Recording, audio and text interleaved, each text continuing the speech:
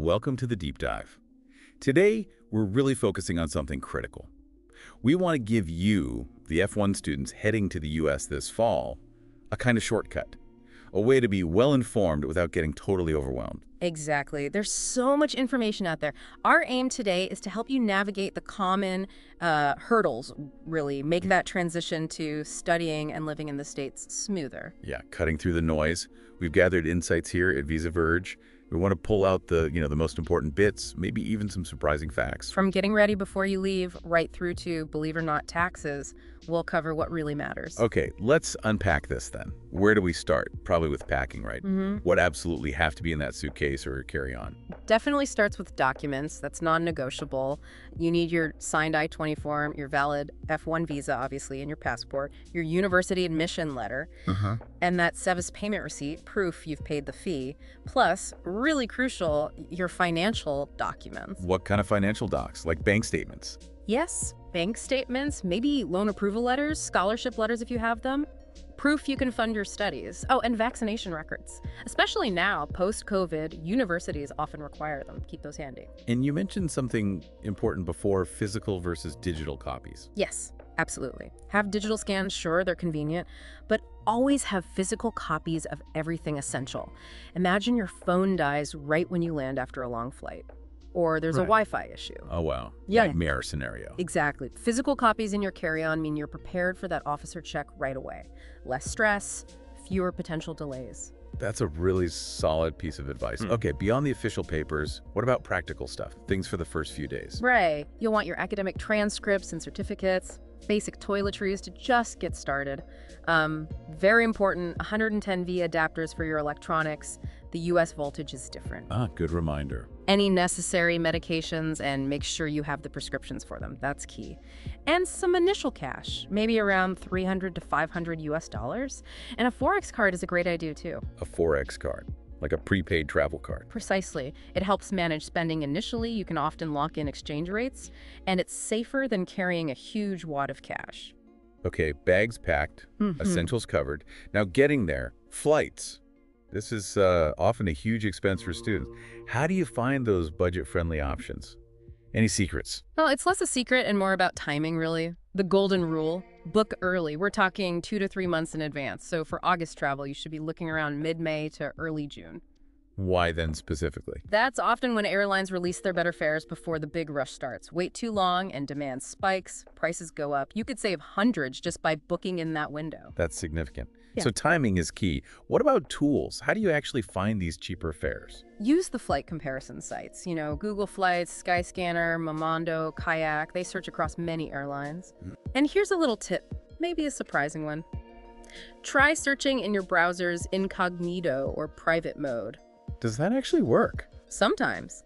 It can prevent websites from tracking your searches and potentially increasing prices based on your interest. Worth a shot. Yeah. Also, flexibility helps. Flying midweek, like Tuesday, Wednesday, or Thursday, is often cheaper than weekends. Are there specific places students should look, like student-focused travel sites? Yes, definitely check those out. Student Universe, STA Travel, sometimes Flywire. They might have specific discounts just for students. And airlines. Any that are known for being more budget-friendly for, say, students coming from India? Well, students often find good deals with airlines like Air India, Etihad, Qatar Airways, Turkish Airlines, maybe Elet, Polish. It depends on the route, of course, but they're worth checking. Okay, good list. What about layovers? Sometimes one-stop flights are cheaper. They can be, definitely, a good way to cut costs. But, and this is a big but, you must check the layover visa requirements for any country you're transiting through. Seriously. Don't assume you don't need one. Research that beforehand to avoid major problems. Right, crucial heads up there. Okay, so you booked the flight, packed your bags, survived the journey. Now you've landed in the U.S. First hurdle. The port of entry, the airport immigration. What's that like? Okay, deep breath time. Your first interaction is with a Customs and Border Protection officer, a CBP officer. The key is stay calm, be honest, answer directly. They're just verifying things, right? Exactly. They just need to confirm why you're there. Yeah. Standard procedure. So what kind of questions should you expect? Pretty straightforward stuff, usually. Purpose of your visit, obviously study. Where will you be staying? Have the address ready. What's your university? Who's paying for your education? And you need proof for that, like the documents we mentioned earlier. Precisely. And remember what was said about keeping them accessible? Not in the checked bag. Right. Keep your passport with a visa, your I-20 form, that SEVIS receipt, your admission letter, and your U.S. accommodation address in your carry-on. You'll likely need to show some of these to the officer. Got it. Now, baggage check and customs. I hear stories about food. What's the deal there? What should you absolutely not bring? Yeah, food can be tricky. The big no-nos are things that could carry pests or diseases. So, fresh fruits, vegetables, non-processed meats, leave those at home. What about things like spices, masala, packaged food from home? That's where it gets a bit gray. If it's commercially packaged and clearly labeled in English, it might be okay. But honestly, the safest bet is to declare everything. Everything, even if it seems small. Yes. On the customs declaration form, just declare all food items. Also, declare any currency or monetary instruments over $10,000. The worst that happens if you declare food is they might confiscate it if it's not allowed. But if you don't declare something restricted, you could face fines or bigger issues. Transparency is your friend here. Better safe than sorry on day one. Makes sense. Okay, shifting gears. This often catches students off guard: taxes. Do F-1 students really need to think about U.S. taxes? They absolutely do, yes. This is a major takeaway. Every single F-1 student has to file something with the IRS every year.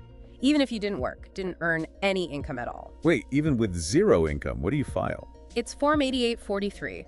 Think of it less like a tax return and more like an informational statement confirming your status as an exempt individual for presence purposes. It's mandatory. Missing it can cause visa issues later. Okay, Form 8843 for everyone. What if you do work? Like an on-campus job, TA, RA, library? Right. If you work and earn income, you'll get a Form W-2 from your employer showing your wages and taxes withheld. You might also get a Form 1098-T from your university related to tuition fees. And that affects your tax filing? Yes, you'll use those forms to file a tax return, likely Form 1040-NR for non-residents. But here's something interesting. Tax treaties. The U.S. has tax treaties with many countries, including India, meaning, depending on the treaty, some or all of your income might be exempt from U.S. tax or taxed at a lower rate. It can be a significant saving. How do you find out about that? You need to check the specifics for your country. The IRS website has information, or honestly, consulting a tax advisor who understands non-resident taxes is a good idea. Okay, filing taxes sounds daunting. Are there resources to help students? Definitely. Many universities actually help. Some offer access to software like Glacier Tax Prep. There are also commercial services approved by the IRS for non-residents like Sprintax. Sprintax, okay. And keep an eye out for VITA volunteer income tax assistance.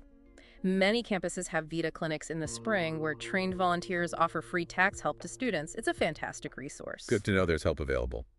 So just to clarify the status, F-1 students are considered what for tax purposes? For the first 5 calendar years you're in the U.S. on an F-1 visa, you're generally considered a non-resident alien, or NRA, for tax purposes. And that matters because it affects which forms you file and what taxes you pay. For instance, as an NRA F-1 student, you generally don't pay Social Security or Medicare taxes on wages from authorized student employment. That changes only if you later become a resident alien for tax purposes. Okay, that's a lot on the official side. Documents, entry, taxes. Let's zoom out. Beyond those logistics, what general advice helps make the whole U.S. experience smoother, especially right at the start? Yeah, a few practical things upon arrival really help. First, get a U.S. bank account set up. Major banks like Chase, Bank of America are common, or look into local credit unions near your campus. Right, you need somewhere to put money and pay bills. And get a U.S. phone number. Get a local SIM card or plan. T-Mobile, Mint Mobile, Visible, these are often popular, affordable choices for students. Communication is key. And that reminds me, Social Security numbers, SSNs. Do all students need one? No, good point. You only apply for an SSN if you get authorized employment, like that on-campus job. You don't need one just to be a student. And speaking of work, this is critical. Stick to the rules. If you're working on campus, do not exceed the 20-hour-per-week limit while school is in session. That's a strict rule, isn't it? Extremely strict. Violating it can have serious consequences for your visa status. Don't risk it. Definitely attend your International Student Office orientation. Yeah. Seriously, go. They give you so much vital information specific to your university and life there. Absolutely. They're there to help you succeed. Also, health insurance. It's usually mandatory through the university anyway, but make sure you understand your coverage. Healthcare in the U.S. is expensive. Very true. And one more thing, looking ahead a bit. Yeah. Start learning about OPT and CPT early on. Optional practical training and curricular practical training. That's about working in your field of study, right? Exactly. Understanding the rules and timelines for OPT and CPT from the beginning is really important for your career plans after graduation or even during your studies for CPT. Don't wait until your final year to figure it out. That's great forward-thinking advice. So, wrapping this up, embarking on this F1 journey is huge. It's exciting. Hopefully, these insights from our deep dive at Visa Verge give you that bit more confidence. Knowing these things lets you handle the practicalities, so you can really focus on why you're going, the studies, the experience. Absolutely. If you connect all these dots, being proactive, being informed, it really sets you up not just to survive, but to actually thrive during your time in the U.S. It makes a world of difference. Couldn't agree more. It empowers you for success in so many ways. All the best on your incredible journey. Yes, all the very best. And we will meet again with another important subject in the next meeting.